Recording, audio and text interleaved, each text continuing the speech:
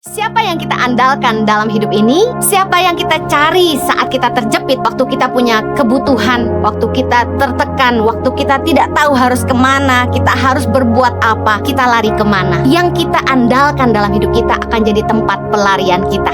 Firman Tuhan mengajarkan kepada kita untuk tidak mengandalkan kekuatan sendiri, yaitu kekayaan kita, kepandaian kita, kekuasaan, pengalaman, jabatan. Seringkali dalam hidup kita merencanakan masa depan dengan pikiran dan kemampuan kita yang terbatas. Kita pakai ukuran kita sendiri. Tapi tahukah Anda, seringkali ukuran yang kita pakai itu kadang-kadang kerendahan karena kita kurang percaya Tuhan, atau bahkan ketinggian karena kemauan kita terlalu banyak. Dan kita lupa bahwa Tuhanlah yang pegang kendali hidup ini. Manusia boleh berencana, tapi Tuhan yang menentukan semuanya. Seringkali kita maksa apa yang kita mau untuk hidup kita tanpa mau ngerti apa rencana Tuhan sebenarnya. Manusiawi sekali ya, kebanyakan kita akan minta tolong sama orang hebat, orang yang punya kekuasaan untuk menolong kita. Makanya seringkali yang jadi andalannya orang gini, oh saya ini kenal menteri-menteri, saya ini punya teman di TNI, wah gitu-gitu kan. Jangan merasa kuat, jangan merasa hebat, tetap andalkan Tuhan. Hiduplah takut akan Dia dan harapkan kasih setianya menyertai kita. Kita ini bukan siapa-siapa tanpa Tuhan. Kita nggak bisa lakukan apa-apa tanpa Tuhan. Seperti tulisan di kaos saya, nothing without God.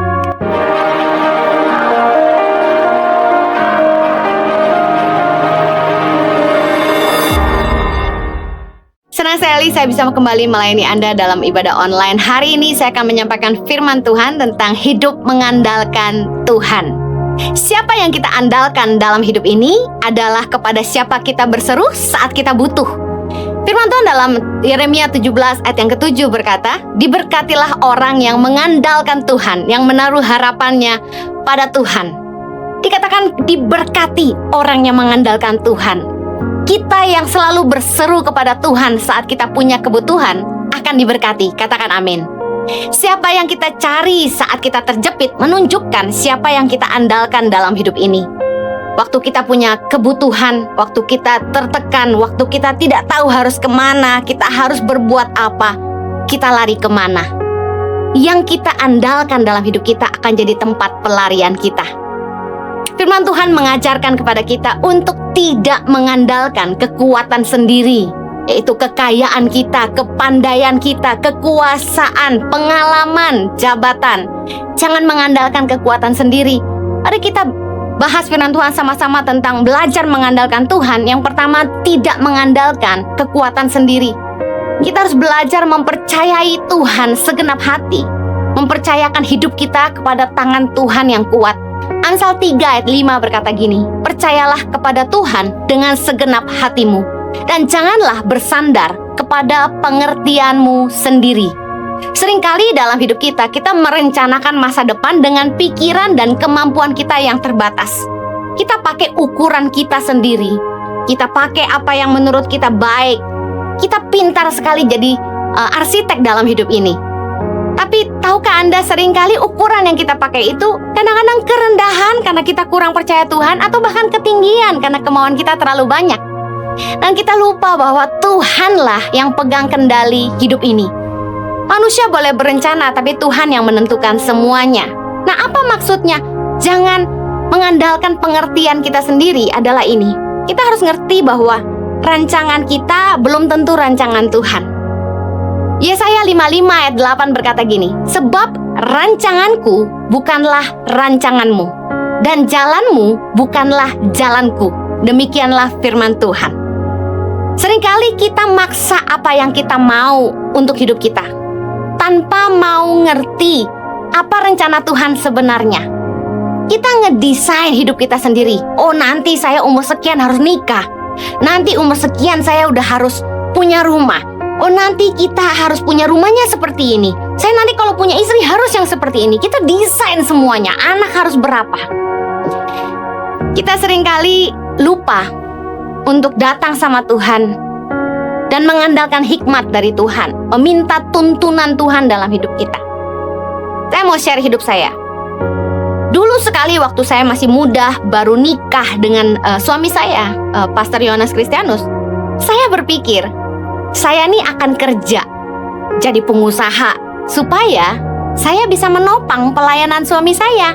Bahkan waktu masih muda sekali, suamiku juga pernah bilang, nanti aku pelayanan, kamu yang support aku ya, gitu. Kenapa gitu? Karena suamiku tuh dari sejak SMA aja kami sekolah, Jojo tuh kelihatan banget pendeta abis gitu. Dia begitu ngomong, halo, wah udah kedengeran, suaranya tuh pendeta gitu loh. Jadi saya pikir, panggilan Tuhan tuh terlalu nyata buat suamiku ya. Cinta firman Tuhan, suka bikin persekutuan, doain orang, wah keren, rohani abis. Sehingga aku pikir ya udah, Jojo nih yang dipanggil Tuhan, saya akan mendukung pelayanan suami saya.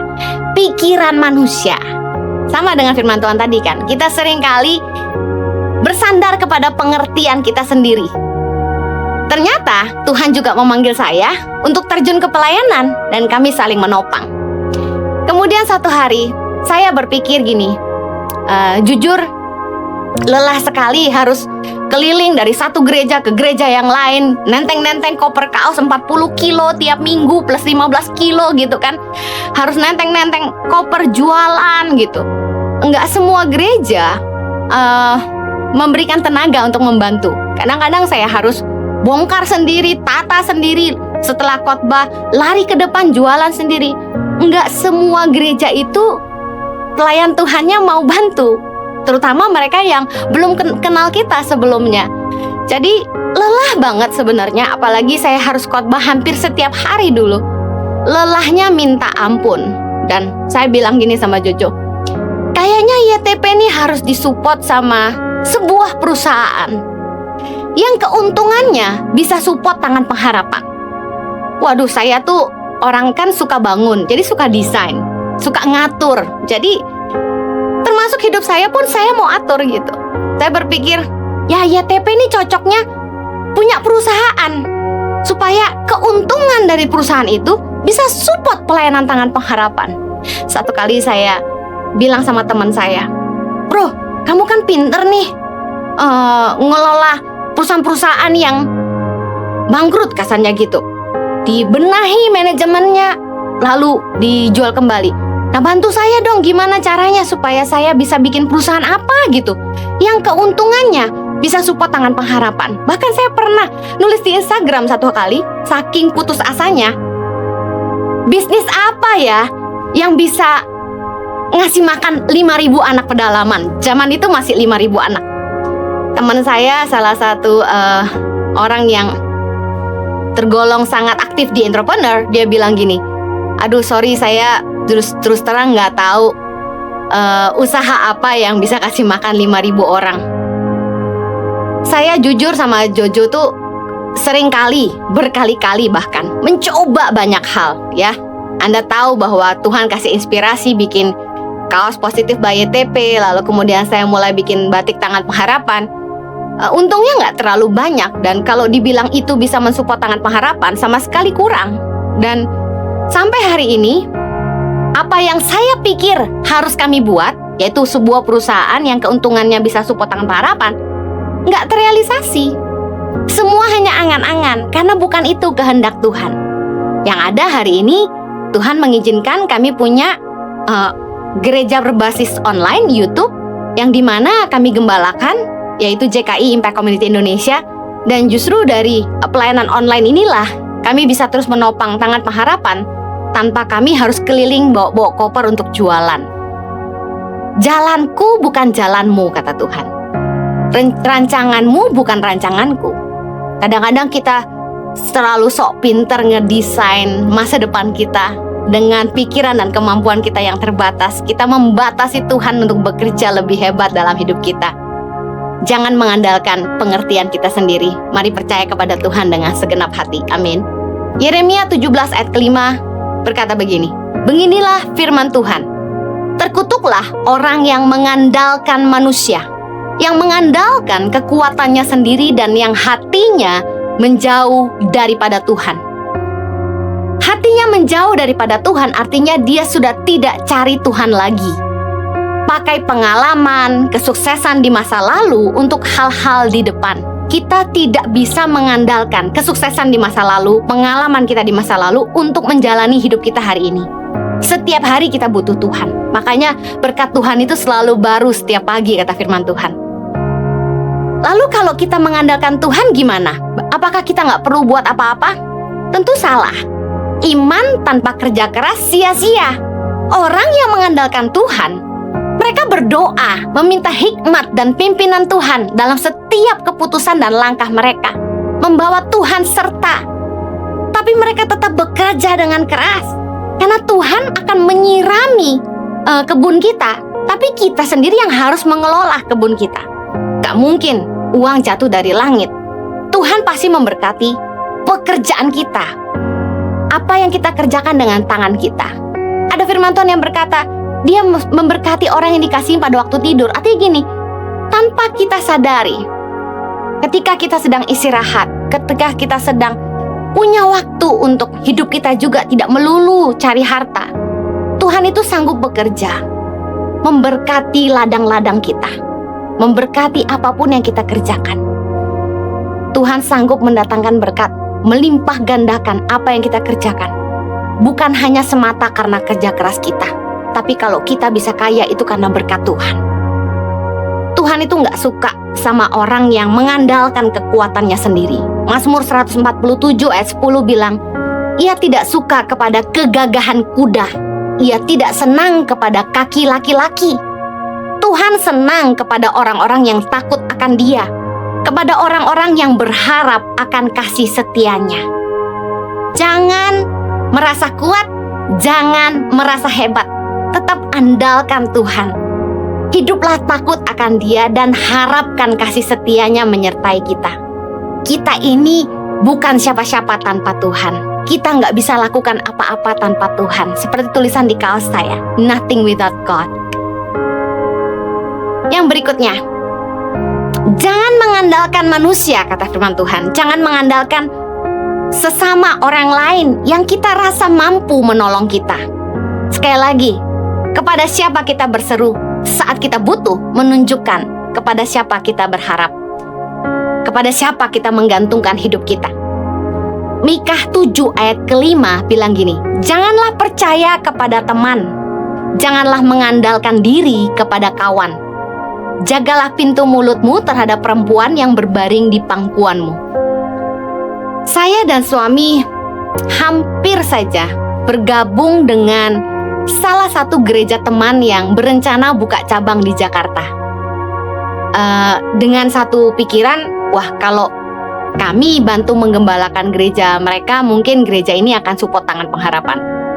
Motivasi saya cuma satu, saya mau berhenti keliling khotbah karena Tuhan minta saya fokus untuk keluarga. Tapi saya juga nggak mau saya tidak buat apa-apa untuk Tangan Pengharapan. Karena dari dulu, kenapa saya terus terima khotbah keliling itu? Karena ada satu tekanan, kalau saya nggak keliling, lah siapa yang bantu Tangan Pengharapan? Tapi rencana manusia belum tentu rencana Tuhan. Tuhan gagalkan. Saya melihat bahwa bukan kehendak Tuhan untuk kami bergabung dengan salah satu gereja teman kami ini. Puji Tuhan, karena hari ini Tuhan buka jalan, kami bisa menggembalakan gereja sendiri, yaitu Impact Community Indonesia. Kita nggak boleh mengandalkan manusia. Mazmur 146 ayat yang ketiga berkata gini, janganlah percaya kepada para bangsawan, kepada anak manusia yang tidak dapat memberikan keselamatan. Manusiawi sekali ya, kebanyakan kita akan minta tolong sama orang hebat, orang yang punya kekuasaan untuk menolong kita. Makanya seringkali yang jadi andalannya orang gini, oh saya ini kenal menteri-menteri, saya ini punya teman di TNI, wah gitu-gitu kan. Bahkan kalau kita lihat kendaraan-kendaraan, pasang stiker-stiker dengan logo seolah-olah mereka itu punya koneksi dengan kepolisian dan lain sebagainya. Kita seringkali cenderung untuk mengandalkan orang yang kita pikir mampu menolong kita, punya kedudukan, punya kekuasaan, punya pengaruh, punya kekayaan. Nah, saya mau share pengalaman saya. Dulu saya pernah menyerahkan diri saya untuk melayani di yayasan orang lain. Yayasannya pemilik seorang bangsawan di Indonesia yang cukup kaya raya. Koneksinya sangat dekat dengan orang-orang di istana tentunya. Nah, dengan harapan kalau saya mau membantu yayasan beliau, bekerja pada beliau, beliau juga akan memelihara YTP, memelihara Tangan Pengharapan. Tapi Tuhan gak izinkan. Karena dia sempat bilang gini sama saya, kalau kamu bantu saya, YTP saya ambil aja. Wah, saya tenang, wah asik, gak usah jualan kaos lagi. Tapi Tuhan gak izinkan. Saya sempat konseling sama mentor kami dan dia bilang, Tangan Pengharapan memang kecil, tapi Tuhan titipkan di rahim kamu sendiri. Saya bersyukur saya gak mengandalkan bangsawan ini, karena Tuhan juga gak izinkan. Kalau Tuhan gagalkan itu caranya beda-beda, tapi saya bersyukur. Yang terakhir, kita jangan ngandelin kuasa gelap. Jangan datang kepada berhala-berhala, dukun-dukun, peramal, tukang tenung, feng shui, dan lain sebagainya untuk cari hoki istilahnya. Banyak kan orang itu mau bangun rumah, mau jual rumah, panggil orang-orang yang punya kekuatan gaib. Doa ke dukun, macam-macam. Ambil tanah, disimpan supaya dijampi-jampi nular kayanya orang. Pasang air mancur supaya rezeki jalan terus. Bahkan saya lihat banyak di toko-toko pasang patung kucing yang tangannya gini-gini itu. Saya tanya, ini patung kucing buat apa? Katanya untuk datangin hoki, rezeki. Ulangan 18 ayat 10 bilang gini, di antaramu janganlah didapati seorang pun yang mempersembahkan anaknya laki-laki atau anaknya perempuan sebagai korban dalam api, ataupun seorang yang menjadi petenung, seorang peramal, seorang penelaah, seorang penyihir, seorang pemantra, ataupun seorang yang bertanya kepada arwah atau kepada roh peramal, atau yang meminta petunjuk kepada orang-orang mati. Sebab setiap orang yang melakukan hal-hal ini adalah kekejian bagi Tuhan. Dan oleh karena kekejian-kekejian inilah Tuhan Allahmu menghalau mereka dari hadapanmu. Jangan sampai kita datang ke peramal, dukun, orang kuat, orang pintar, apalah namanya, untuk cari kekayaan. Imamat 19 ayat 26b bilang, janganlah kamu melakukan telaah atau ramalan. Imamat 19 ayat 31 bilang, janganlah kamu berpaling kepada arwah atau kepada roh-roh peramal. Janganlah kamu mencari mereka dan dengan demikian menjadi najis karena mereka. Akulah Tuhan Allahmu. Penyembahan berhala, mencari rezeki kepada roh-roh gelap merupakan kekejian bagi Allah. Jangan sampai kita menyembah kepada berhala demi harta.